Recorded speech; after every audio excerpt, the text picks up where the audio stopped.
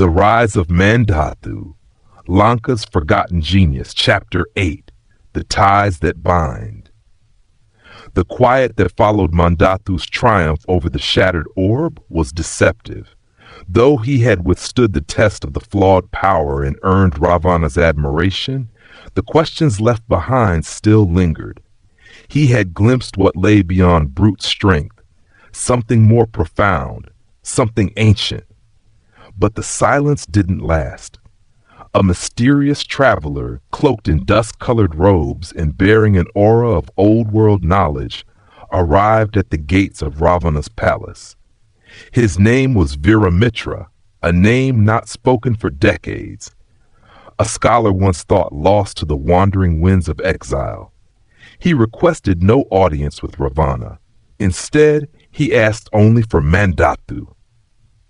The storm approaches, child of the forge, and the fire you have rekindled may either light the path or consume the world.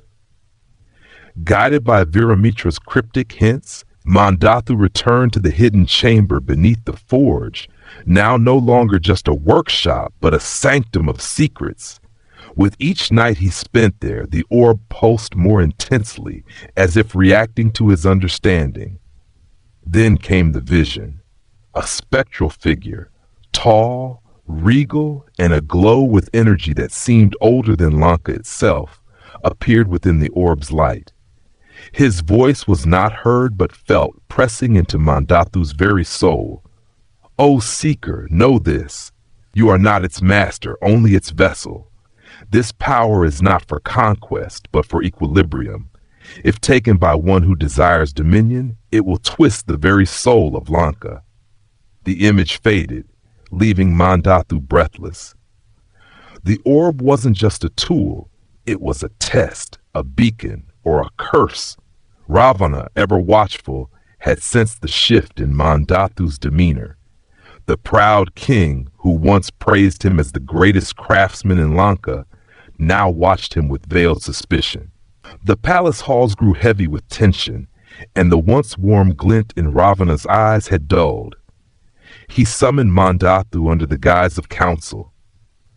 "You walk with secrets in your shadow," Ravana said, voice calm but laced with command. "What are you building in the dark?" Mandhathu hesitated. His loyalty to Ravana was unwavering, but now he stood at a crossroads. He bowed slightly. "I work for Lanka's future, my king." "As always." Ravana's gaze lingered on him long after the words faded. That night, beneath the cover of trees swaying in unease, Mandhathu met with Viramitra again. The old man's voice was more urgent now. "You believe Ravana to be noble, and perhaps he was. But even the noblest of kings can fall when tempted by powers they do not understand. The orb will only awaken what is already within him." Viramitra revealed a secret faction, keepers of the old balance, protectors of the ancient truths buried beneath Lanka's glory. Their fear was not of Ravana's might, but of his ambition. "Find them, Mandhathu, before the king does." His heart heavy with conflict, Mandhathu journeyed beyond the palace's gaze into the untouched forests and veiled ruins. There he met the Order of Balance, mystics and scholars who once guided Lanka before kings ruled. Their leader Suryani, a graceful elder wrapped in golden silks, welcomed him with quiet intensity. "We have waited for one who walks with fire but holds water in his heart." She spoke of an ancient pact, how the orb was once part of a trinity of relics, meant to safeguard the world, not dominate it. She showed Mandhathu forgotten tomes and whispered prophecies, echoing what the spectral figure had told him. The orb is alive in spirit. It seeks a bearer not of war, but of wisdom. Mandhathu knelt in silence. He had come to forge weapons, but now stood at the forge of fate itself. "I understand now," he whispered. "This power must not belong to a throne." As he returned to the palace under a blood-red moon, one truth stood clearer than ever.